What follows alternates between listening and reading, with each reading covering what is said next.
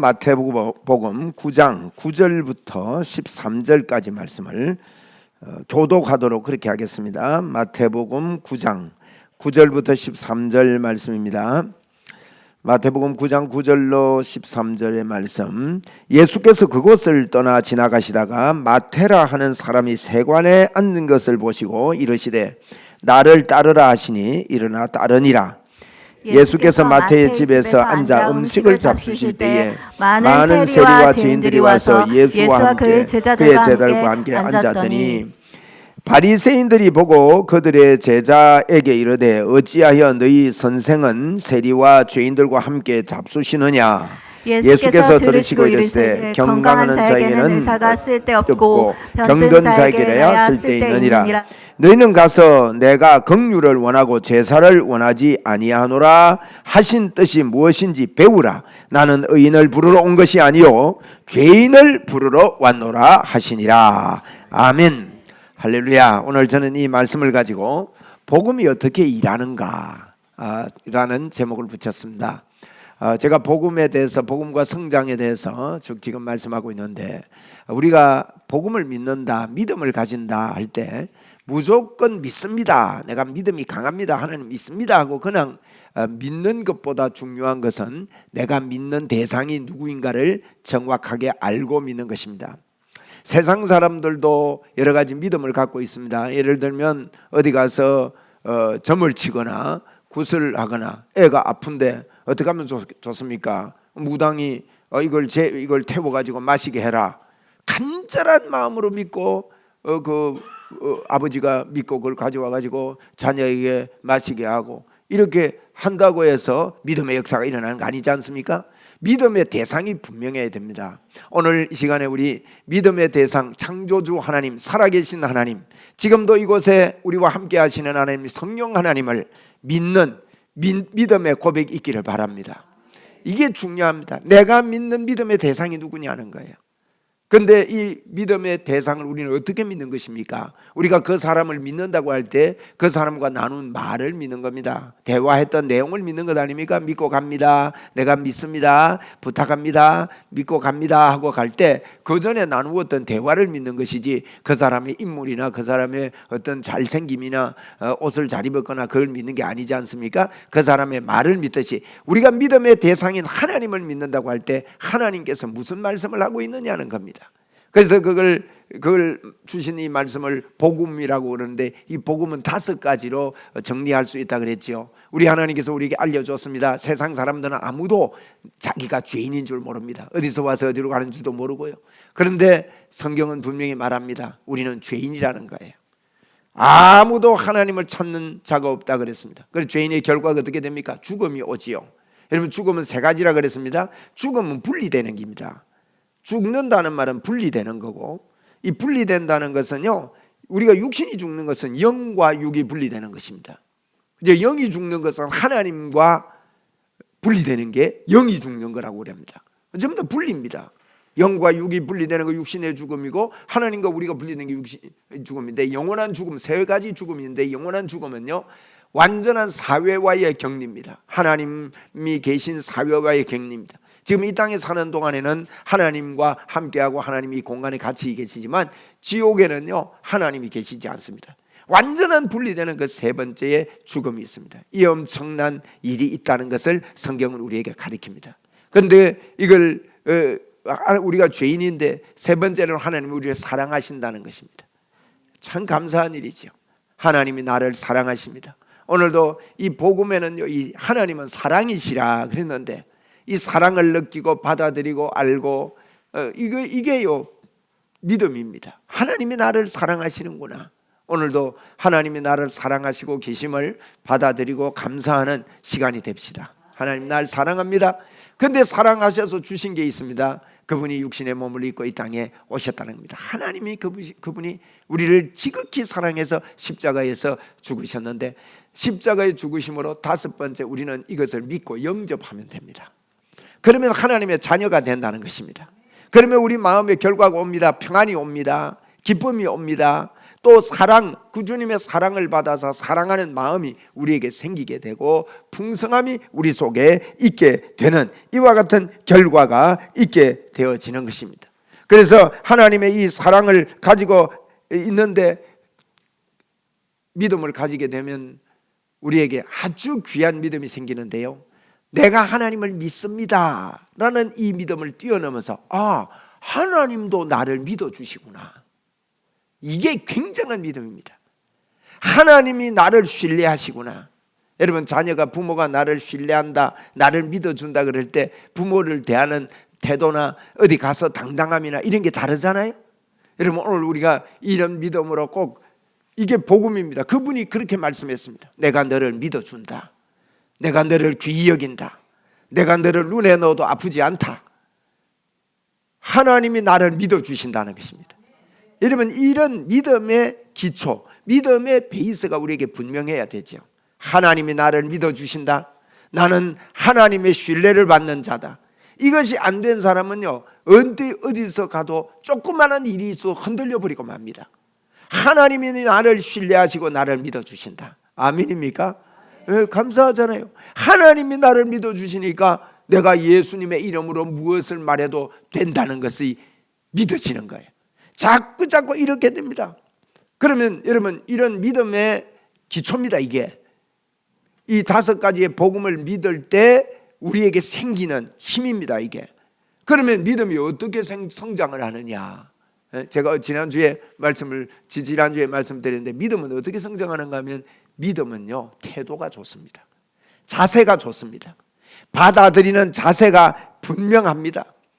어떤 어려움이 있어도 내가 주를 의뢰하고 적군을 향하여 달리며 내 하나님을 의뢰해서 담을 뛰어넘는다. 이런 믿음을 가지고 믿음으로 살게 됩니다. 자세가 좋아요. 백부장의 믿음을 제가 말씀을 드렸습니다. 백부장이 주님 앞에 나와서 내 하인이 이렇게 아픕니다 할 때 그가요, 태도가 좋았습니다. 야, 하나님이 하시면 된다는 이 태도가 분명합니다. 믿음이 어떻게 성장하는가 하면 이런 태도를 가지다 보면요, 은혜를 누리게 됩니다. 마음이 든든해지고 하나님의 역사를 누리게 되어집니다. 그리고 믿음이 어떻게 이렇게 성장? 야, 이렇게 해보니까요, 기준이 달라져요. 삶의 기준이. 야, 하나님 의뢰하니까 되네. 하나님 의지하니까 힘을 얻네. 기준이 딱 달라집니다. 그전에는 주일이 그렇게 귀하지 않았습니다. 여러분, 주일을 지키는 거 이거 굉장히 귀한 일이거든요. 저는 그렇게 배웠습니다. 주일이 굉장히 중요합니다. 그런데 주일날 어떤 일이 있어도 주일 위주로 하나님 앞에 예배하는 기준이 달라집니다. 생각하는 기준이 달라집니다. 말하는 기준이 달라집니다. 돈 쓰는 기준도 달라집니다. 사람을 만나는 기준도 달라집니다. 할렐루야. 우리 사람을 왜 만납니까? 그 사람이 예수 믿도록.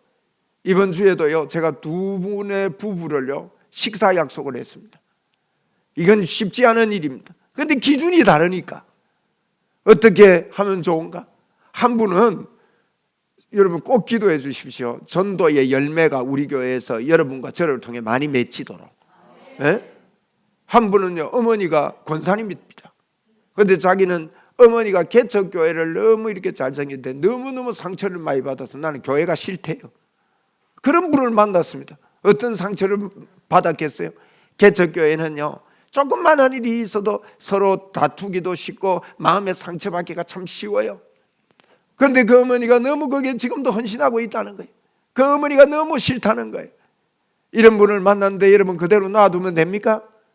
그런데 희한한 일입니다. 제가 그 가정을 좀 이렇게 도와드리고 수도꼭지가 고장이 났대요. 제가 수도꼭지 잘 고치잖아요. 그래서 약속을 했습니다. 내 수도꼭지 이거 고쳐드릴게요. 그래가지고 낮에 갔다가요, 시간을 내가 저녁에 또 갔습니다. 남편이 퇴근하기를 제가 바란 거죠. 얼마입니까? 이거 공짜입니다. 근데요, 그 고치는 사람을 불러놨더라고.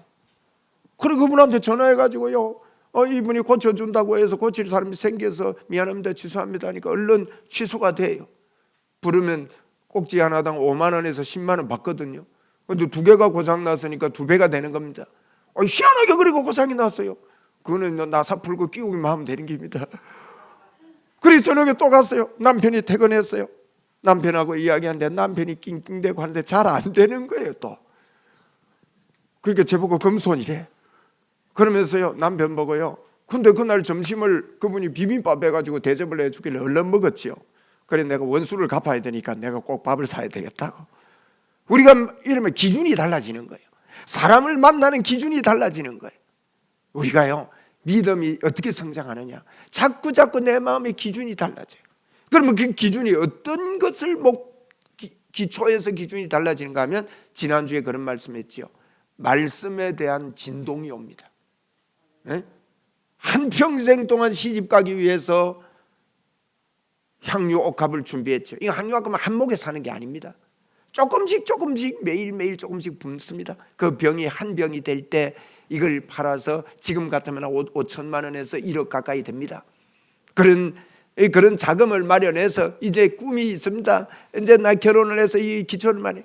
그런데요 마음의 진동이 옵니다. 말씀의 진동이 옵니다. 예수님 때문에 생의 진동이 와버립니다. 우리가 진동이 와야 될 줄로 믿습니다. 우리 마음에 하나님 진동을 주시옵소서. 어디를 있어도 진동을 주시옵소서. 여러분 세상은 진동 줄 것 없습니다. 세상의 돈이 우리를 진동 주지 못합니다. 어떤 일이 우리를 진동 주지 못합니다. 좀 기분이 좋다고 해서 그걸 진동. 그런데 이 여인이 예수님의 발에다 그걸 갖다 붓는데 사람들은 그 심정을 모릅니다. 이런 일들이 믿음 안에서는 일어나게 되어지는 것입니다. 여러분 믿음은 오늘 본문과 같은 일이 또 일어납니다. 여러분 복음이 어떤 일을 하느냐, 오늘 보니까요 마태라는 누가복음 5장에는 이 사람을 레위라 그랬습니다. 마태, 레위 똑같은 말입니다.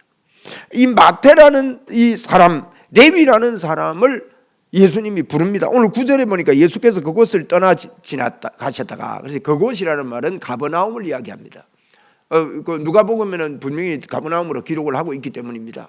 예수님은 가버나움이라는 곳을 기점으로 해서 복음을 전거하고 그것이 센터였습니다. 그것으로 예수님이 어릴 때 이사를 했던 것 같습니다. 그래서 가버나움을 지나가시다가 마태라는 하는 사람이 세관에 앉아 있는 것을 보았다 그랬습니다.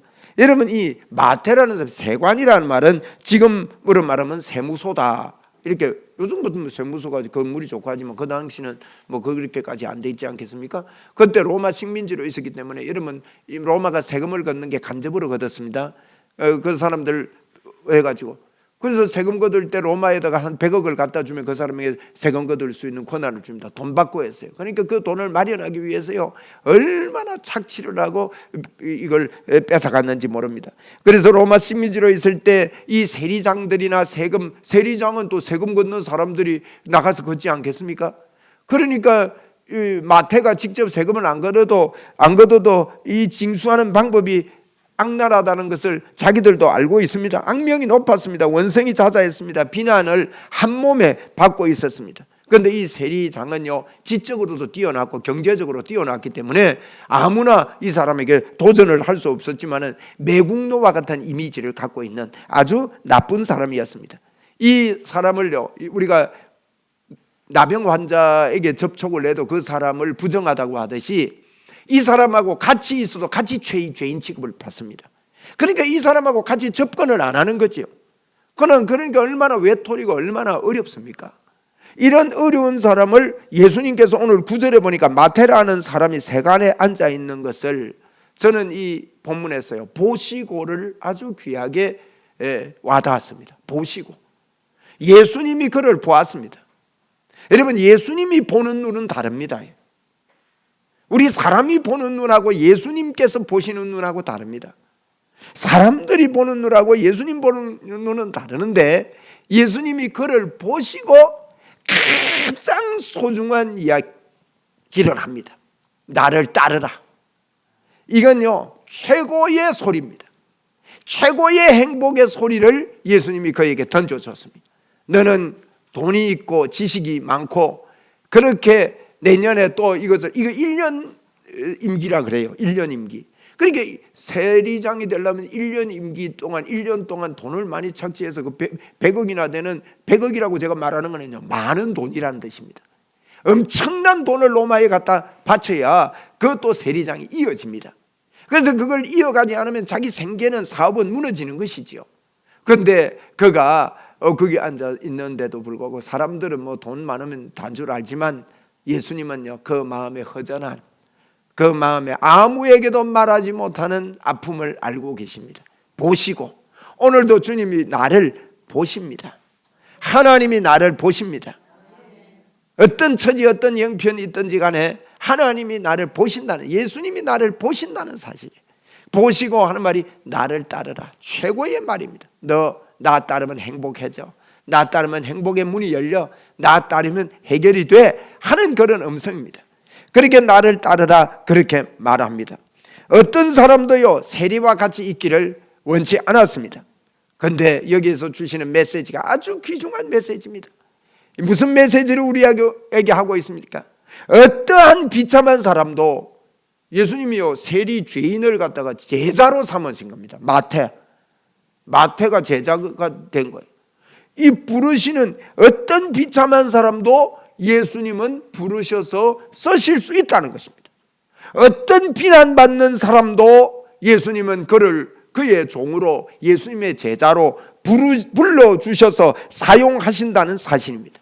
예수님은 보잘것없는 존재라 할지라도 부르신다는 것입니다. 누구든 부르신다는 것. 이게 오늘 주시는 가장 중요한 메시지입니다. 우리는 이런 사람들이 있습니다. 우리도 이렇게 생각할 수 있습니다. 야, 나는 너무 연약해서 하나님 나를 쓰시지 않을 거야. 오늘도 그런 생각이 순간순간 들지 않습니까? 나는 이래 살아가지고 하나님이 나를 기뻐하지 않을 거야.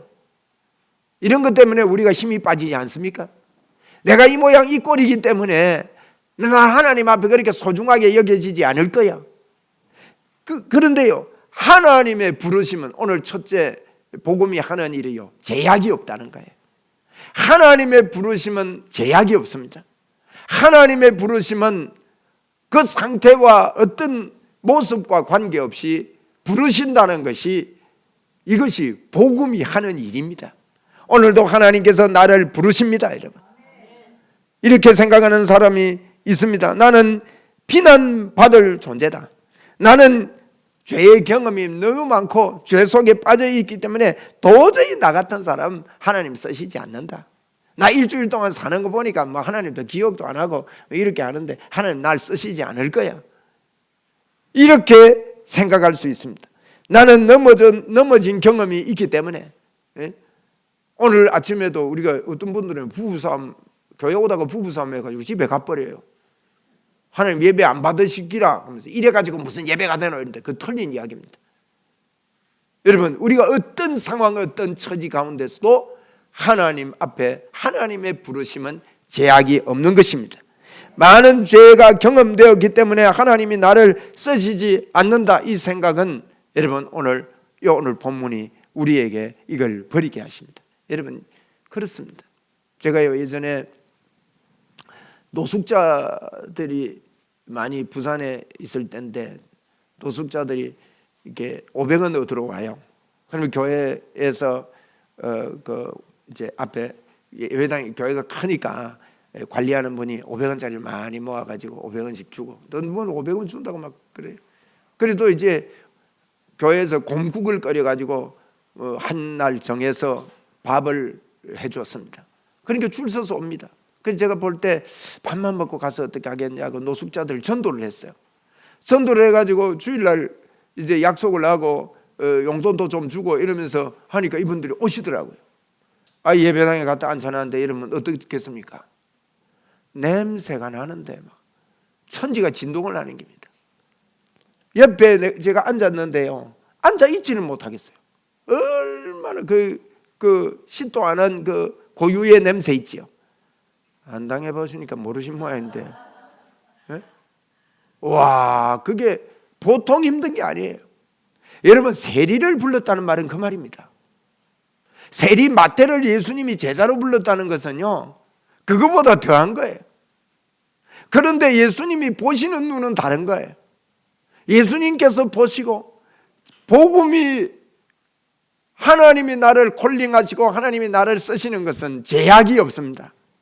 오늘 이 시간에요, 내 상태를 보지 마시고 그렇기 때문에 이 땅에 예수 그리스도가 오신 줄 알고 예수님이 나를 부르시고 나를 제자로 삼으시고 나를 하나님의 자녀로 사용하실 것을 감사하고 우리 여기 이런데 말씀에 떨림이 있기를 바랍니다. 예? 감사한 일이에요.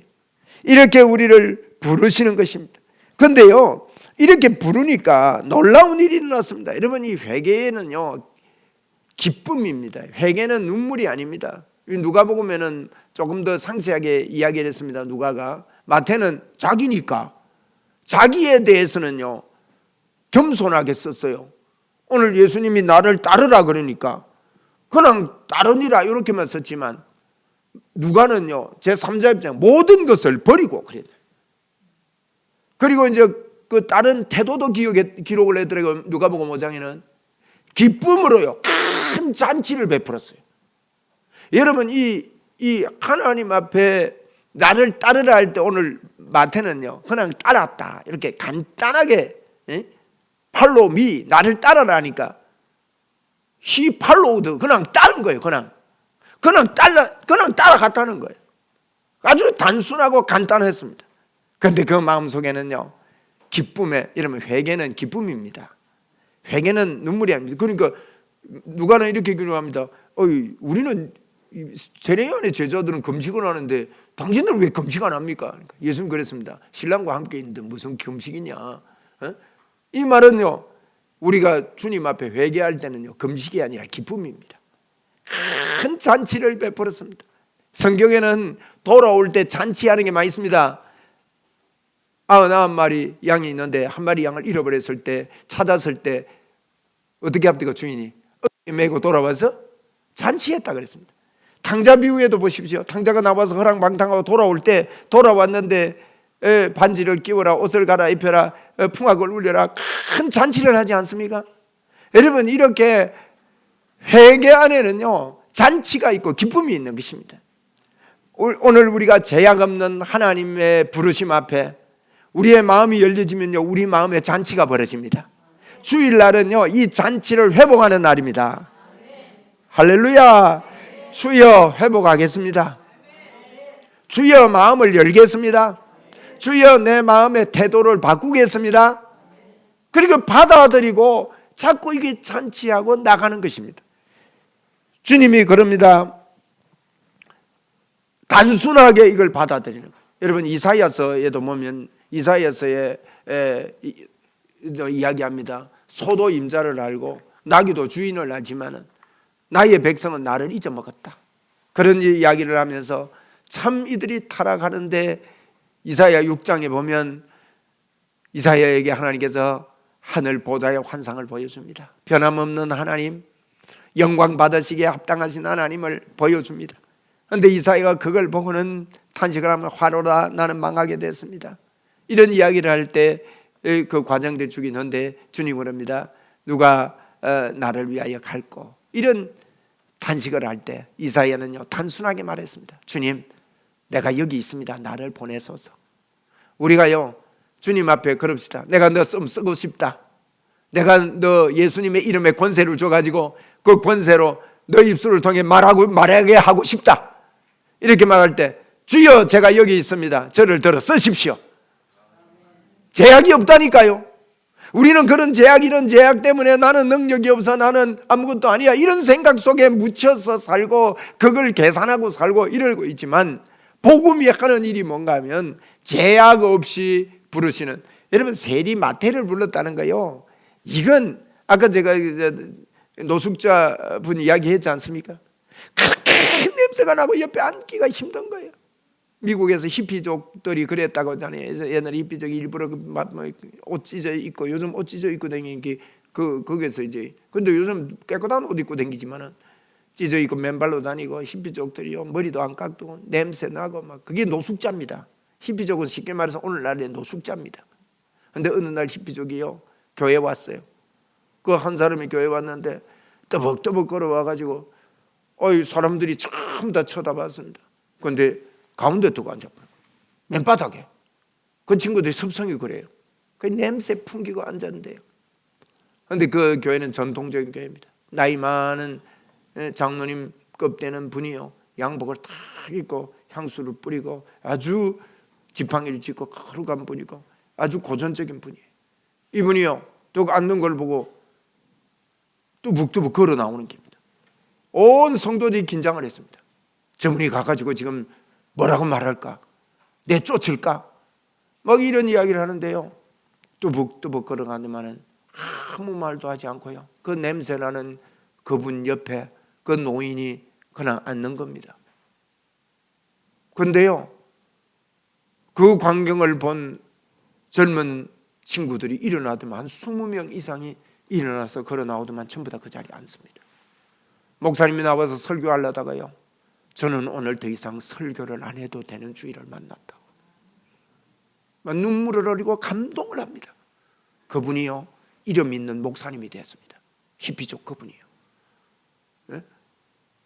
이런 복음에는 아무 제약이 없는데 예수 그리스도께서 우리를 부르시는 이것이, 그래서 우리 마음에는요 이런, 주님 제가 여기 있습니다. 누가 나를 위하여 갈고 내가 여기 있습니다. 이분이 뭐라고 하십니까? 이사야 43장 1절에 야곱아 너를 창조하시는 여호와께서 지금 말씀하시느니라. 이스라엘아 너를 지으신 이가 말씀하시느니라. 너는 두려워하지 말라, 놀라지 말라. 내가 너를 구속하였고 내가 너를 지명하여 불렀나니 너는 내 것이다. 주님이 우리를 지명하여 불렀다고 말씀합니다. 이사야 42장 3절 4절에 보니까 상한 갈대를 꺾지 아니하시고 꺼져가는 등불을 끄지 아니하시고 진실로 정의를 행하시는 분이라고, 상한 갈대도 꺾지 않고 꺼져가는 등불도 끄지 않으시는 좋으신 하나님이 오늘 우리를 콜링하고 계신다는 것입니다. 이것이 복음이 하는 일입니다. 그러면서 말씀합니다. 이사야 43장 2절에 보니까 네가 물 가운데로 지날 때에도 너와 함께 할 거고 강을 건널 때에도 물이 너를 침몰지 못할 거고 네가 불 가운데도 지날 때도 타지 않을 것이고 너가 불꽃이 너를 사르지 못할 것이라고 그분이 약속하면서 우리에게 이렇게 콜링하고 계십니다. 복음이 하는 일이 뭔가 하면 그 누구도 제한하지 아니하고 제약이 없이 부르신다는 것이에요. 오늘도 이 복음이 저와 여러분을 부르고 계십니다. 네, 할렐루야. 그리고 두 번째 우리가 여기에서 볼 때, 여러분 정죄는 죄를 처리하는 방법이 아닙니다. 오늘 예수님이 보는 눈하고 바리새인 보는 눈하고 완전히 다르죠. 예수님께서 10절에 보니까 예수께서 마태의 집에서 앉아 음식을 잡수실 때에 많은 세리와 죄인들이 와서 예수와 그와 함께 제자와 함께 앉았더니, 그 다음에 11절에 보니까 이것을 바리새인들이 보고 그랬어요. 보십시오. 9절에 예수님이 보시고 하고 바리새인들이 보고 하는 거하고 같은 말인데 보는 눈이 다르지 않습니까? 그는 제자들에게 이르되 어찌하여 너희 선생은 세리와 죄인들과 함께 잡수시느냐? 에? 자꾸만 여러분 보는 눈이 다릅니다. 우리 사람들이 보는 눈은요 정죄의 눈으로 봅니다. 자꾸 정죄합니다. 어떤 분들은 보는 게요 꼬투리 잡으려고 보는 분이 있습니다. 여러분 이 보는 눈이, 복음은요, 복음이 하는 일이 뭐냐? 복음적인 사람이 되고 나면 보는 눈이 달라집니다. 할렐루야. 눈이 달라지기를 바랍니다. 여러분 왜 자꾸 정죄합니까? 여러분 왜 자꾸 정죄하는가 하면 그 마음의 심리 상태가 나는 죄인이 아니라는, 나는 그래도 좀 낫다는, 나는 온전하다는 생각의 심리 상태 때문에 다른 사람들을 자꾸 정죄하게 됩니다. 여러분 죄를 처리하는 방법이 두 가지가 있습니다. 내가 자꾸 정죄함으로 내 스스로가 나는 옳은 사람이라고 이렇게 하고 포장을 하는 방법이 있고요. 두 번째는 십자가 앞에 나아가는 방법이 있습니다. 그런데 여러분 정죄는 그 죄를 청산할 수가 없습니다. 아무도 하나님 앞에 여러분 떳떳하게 설 사람이 없지 않습니까? 성경은 우리에게 분명히 말합니다. 하나님의 기준을 볼 때 죄인이 아닌 사람이 어디 있습니까? 여러분 로마서 3장 10절에 기록된 바 의인은 없나니 하나도 없다 그랬고요. 11절에 보니 깨닫는 자도 없다 그랬어요. 스스로 못 깨닫습니다. 깨닫는 자도 없고 하나님을 찾는 자도 없고, 로마서 3장 23절에 모든 사람이 죄를 범했기 때문에 하나님의 영광에 이르지 못한다고 그렇게 말합니다.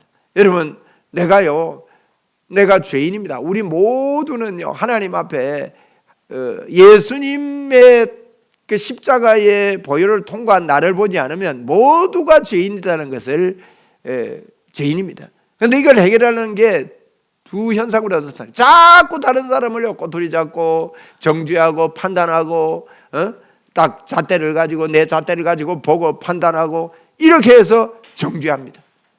이것은 여러분 그 사람을 그 죄를 해결하지 못합니다.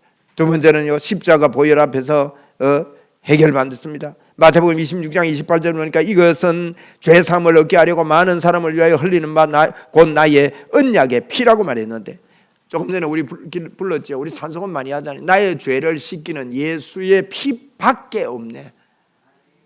예수의 피 외에는 정죄한다고 해서 그것이 해결되는 거 아닙니다. 죄는 정죄해서 해결되지 않습니다. 죄인이 아닌 척 하면서 남을 정죄하는 죄인이 있고요, 십자가 앞에서 나는 죄인입니다, 오라 나는 죄인입니다 하고 나를 불쌍히 여겨달라고 하나님 앞에 나와서 회개하는 죄인이 있습니다.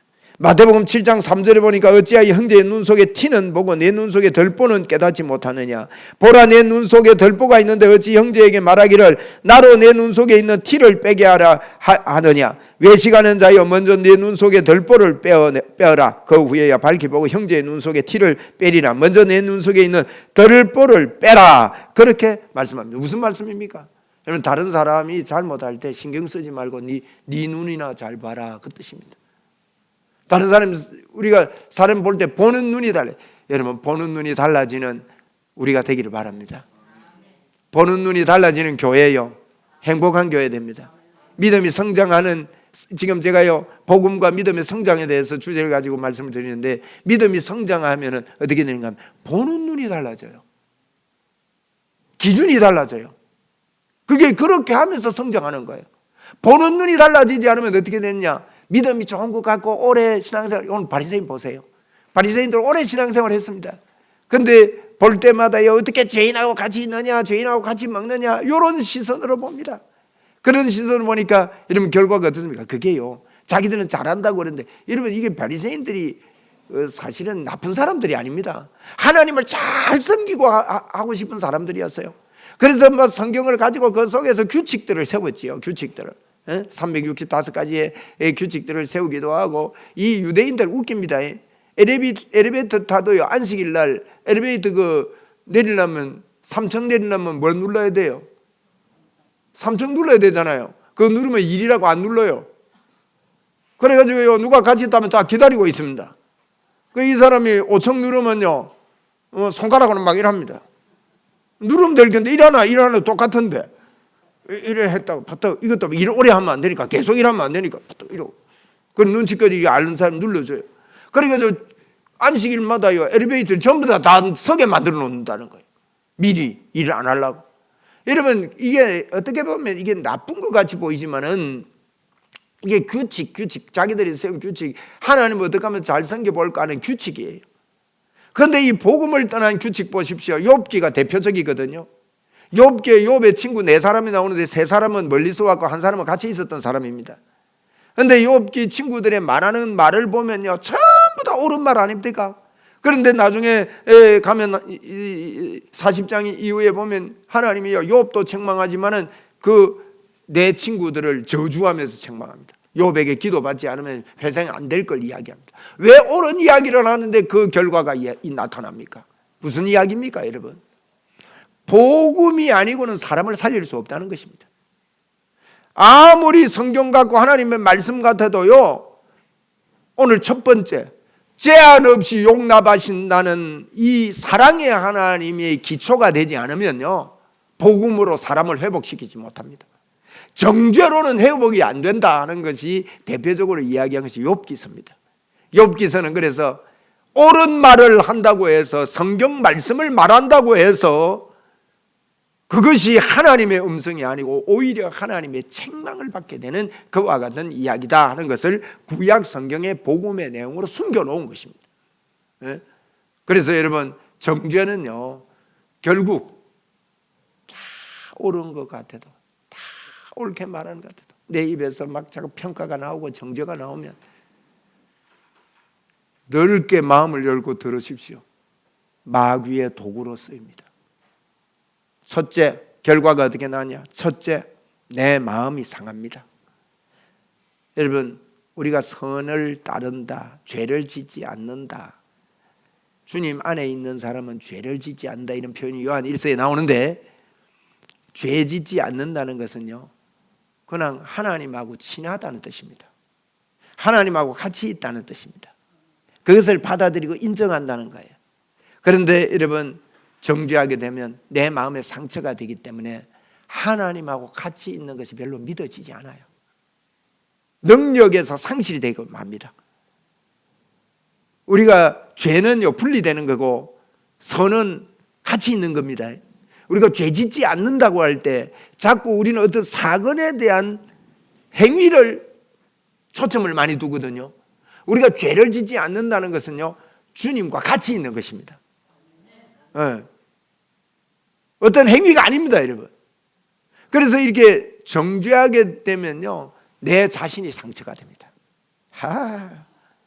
상처는 떠날지어다. 네. 이 상처가 되니까 마귀에게 속는 거예요. 두 번째요, 교회를 무너뜨리게 됩니다. 정죄를 통해서 거의 다 교회가 무너져요. 자꾸 갈라치기 하게 됩니다. 나도 모르게 갈라치게 됩니다. 여러분, 이런 습관, 이런 관습이 바리새인처럼 오랫동안 유지돼서 교회 안에 깔려 있을 수 있습니다. 여러분, 복음은 그것이 아닙니다. 복음은 정죄로 인해서 그것이 없어지는 게 아니라는 것을 오늘 본문은 우리에게 분명히 보여주고, 복음으로 저희들이 마음을, 태도를 바꿀 때에 진정한 믿음의 성장이 온다는 거예요. 이런 성장이 있게 되기를 바랍니다. 그러면 이 복음은요 어떻게 만듭니까? 우리를 자꾸 십자가 앞에 나가게 만듭니다. 십자가 앞에 자꾸 나가게 만듭니다. 십자가 앞에 나가는 게 뭡니까?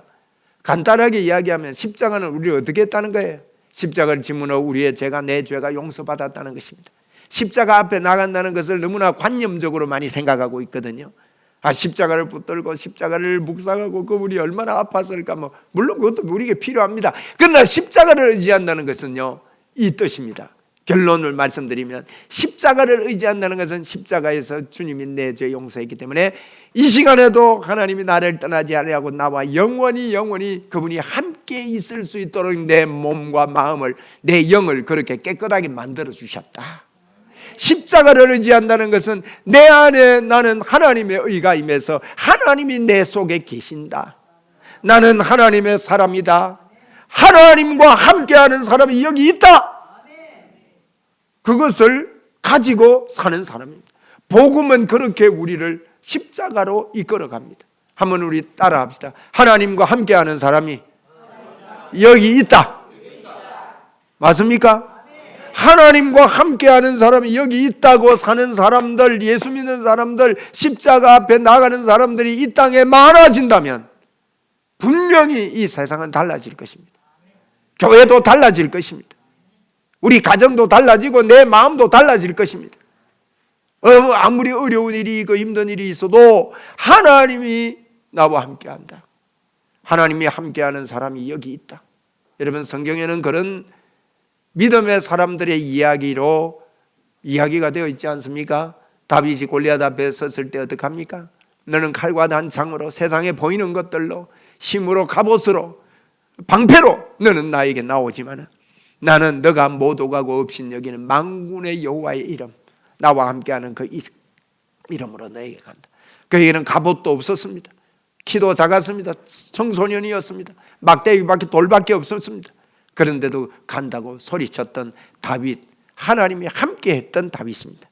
여러분, 다니엘 엄마의 품을 떠나고 아버지 품을 떠나서 이국 땅 한 1000km나 되는 이상 되는 곳으로 그는 포로로 잡혀갔습니다. 바벨론으로 포로로 잡혀갔습니다. 그 포로로 잡혀간 그는 고향 땅으로 돌아올 수도 없었는데 그곳에서 한 일이 뭡니까, 여러분? 예루살렘. 아까 우리가 여호와의 말씀은 예루살렘에서 여호와의 말씀이 나온다면 시온에서 예루살렘에 아까 우리 찬양했지요. 그 의미 알고 찬양해 준다. 시온과 예루살렘이 뭐냐? 시온과 예루살렘 예수를 이야기합니다. 하나님의 말씀은 예루살렘에서, 한 말씀은 예수님에게서 그 의미입니다. 예루살렘 성전을 의미하고 예수님. 그래서 다니엘이요, 예루살렘을 향하여 창문을 열고 기도합니다. 무슨 뜻이에요? 예루살렘이 예수님을 상징하거든요. 예수님을 향해서 그가 기도하면 사자굴에 던짐을 받는다는 것을 알면서도, 여러분, 이런 이야기가 성경에는 수두룩하지 않습니까? 복음은요, 우리를 십자가 앞으로 이끌어 갑니다. 우리 오늘 십자가 앞으로 나아가는 저희들이 됩시다. 예. 그러면 어떻습니까? 십자가 앞이라는 게 그겁니다. 하나님이 나와 함께한다. 하나님과 함께하는 사람이 여기 산다. 하나님이 함께하는 사람이 여기 있다. 일주일 동안 힘을 얻고 삽시다. 우리 한번 외칩시다. 하나님과 함께하는 사람이 여기 있다. 어디를 들어가든지, 상황이 어떠하든지, 여건이 어떠하든지, 사자구리 앞에 기다리고 있든지, 풀무불이 앞에서 7배나 달구어져서 펄펄 끓고 있든지, 세상 사람들은 그걸 보고 그럽니다. 야, 하나님 믿으면 망했네. 아까 인사하라고 절하라고 할 때, 곱게 말할 때 절할 거지, 뭐 보이지 않는 하나님 의지한다고. 이거 의지하더만은 왕이 풀무불 7개 바로 다니엘 세 친구 던져 넣으라 할 때 망했다고 소리치지 않았겠습니까? 어리석다고 말하고 있지 않겠습니까? 여러분, 하나님이 나와 함께하는 사람이 여기 있다고 말하고 이 땅을 살아보십시오. 세상 사람들이 다 어리석다고 말합니다. 믿는 사람들까지도요, 야, 너무 무리하게 한쪽으로 치우쳤네, 이런 이야기를 할 수가 있습니다. 그러나 여러분, 복음은 세 가지로 우리에게 정리해서 제가 오늘 말씀드렸습니다. 첫째로, 제한 없이 우리를 부르십니다. 할렐루야. 복음의 사람은 정죄함으로 그 죄를 없이 할 수 없다는 것을 알고 십자가를 찾는 사람입니다.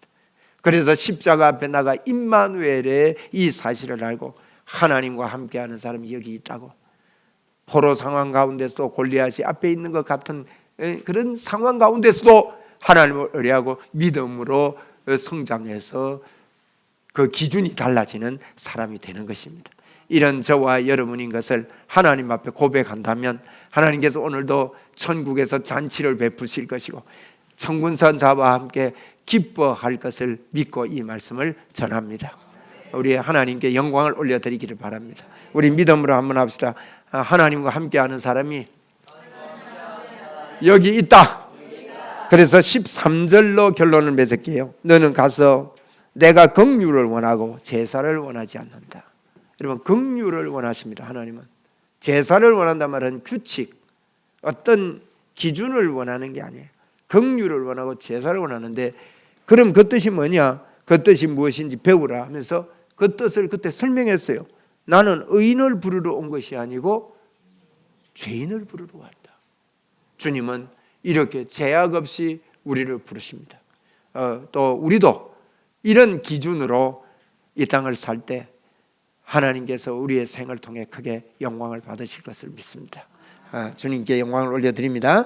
우리 찬송 드리겠습니다. 아까 우리 불렀던 나의 죄를 씻기는 예수의 피밖에 없습니다. 정죄함으로 되지 않습니다. 나도 나를 정죄하지 맙시다. 여러분, 나도 나를 정죄함으로 말미암아 많이 힘을 잃고 넘어지고 이럴 때가 많이 있는데, 나도 나를 정죄하지 말고 다른 사람도 정죄하지 아니하는 그러한 자리로 나아가서 의인을 부르러 온 것이 아니라 죄인을 부르러 온 주님을 인정하면서 이 찬송 드리고 감사하고 헌금 하나님 앞에 올려드리겠습니다.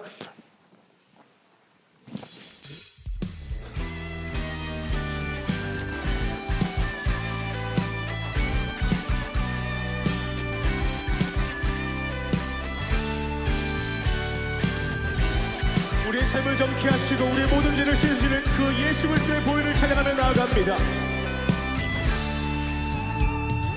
나의 죄를 씻기는 예수의 피밖에 없네. 다시 정케 하기도 예수의 피밖에 없네. 나를 정케 하기는 피밖에 없네. 사죄하는 증거도 예수의 피밖에 없네.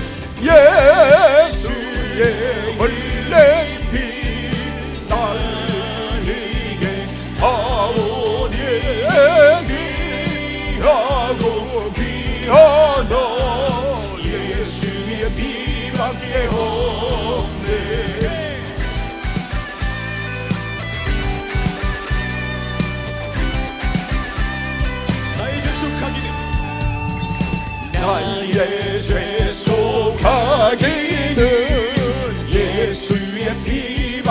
없네. 나는 공로 없으니 예수의 피밖에 없네. 평안함과 소망은 평안함과 소망은 예수의 피밖에 그렇습니다. 없네. 고백을 하나님께 합니다. 예수의 피, 예수의 흘린 피, 예수의 흘린 피, 나에게 하오니 귀하고 귀하다. 예수의 피밖에 없네. 예수의 흘린 피, 예수의 흘린 피,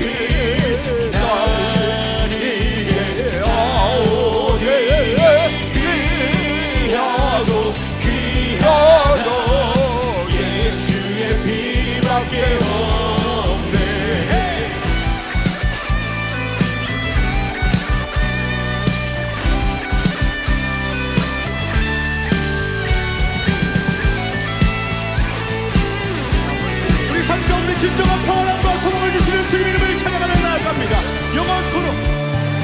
영원토록 내 할 말 예수의 피밖에 없네. 나의 참미 예수의 피밖에 없으니 우리 주여 선포하며 나아갑니다. 예수의 흘린 피, 예수의 흘린 피,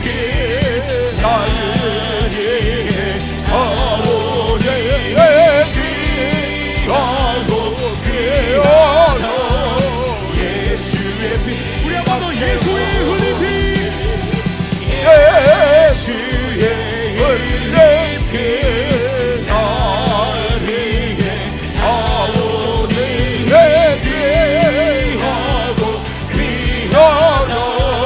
예수의 피, 우리 마지막으로 예수님의 흘린 피, 예수의 흘린 피, 나에게 하오니 귀하고 귀하다. 예수의 피밖에 없네.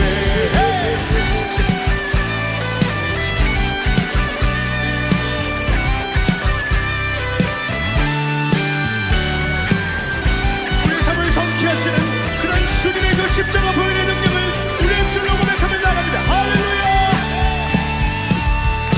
주님 호령을 받아주시옵소서. 주님의 그 십자가의 능력을 믿습니다. 아멘 아멘. 자, 기도하겠습니다.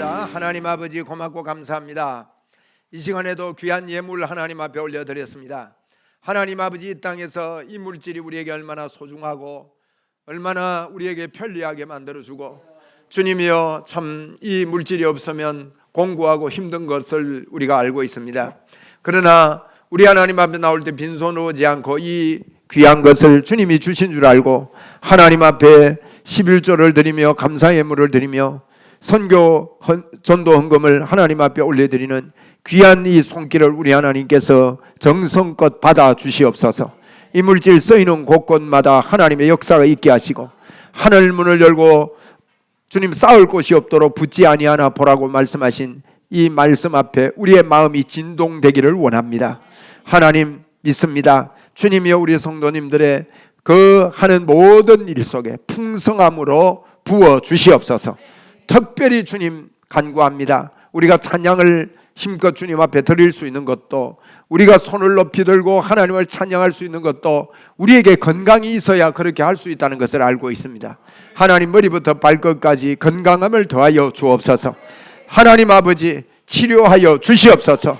예수님의 이름으로 더러운 질병은 떠나가고 치료될지어다.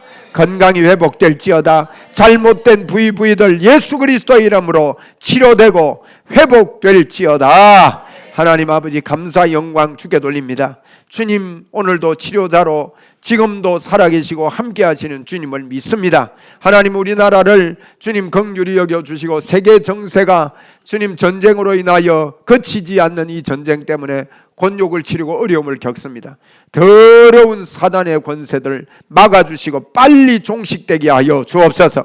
그래서 그것도 복음이 필요하오니 선교사님들이 마음껏 활량할 수 있고 활동할 수 있는 장으로 만들어 주시옵소서. 도와주시옵소서. 하나님, 선교 현장을 떠나서 그곳을 위하여 기도하는 기도 소리를 외면치 말아 주시기를 간절히 바라오고 원합니다. 하나님, 6월 3일 대통령 선거로 통해서 이 나라의 운명이 결정되는데 하나님께서 원하시는 주의 종으로 주님이여 세워 주시옵소서. 그래서 복음을 마음껏 전거하고 나라가 더욱더 굳건하게 서갈 수 있도록 하나님 도와주시기를 간절히 바라옵고 원합니다. 준비하는 모든 과정들, 선거하는 모든 과정 공정하게 하여 주시고 하나님 역사하여 주시고 붙잡아 주시기를 간절히 바라옵고 원합니다. 오늘 하루도 주께 크게 영광 돌립니다. 하나님 아버지, 우리 성도님들 가운데 몸이 편찮아서 예배에 함께하지 못하는 성도들이 있습니다.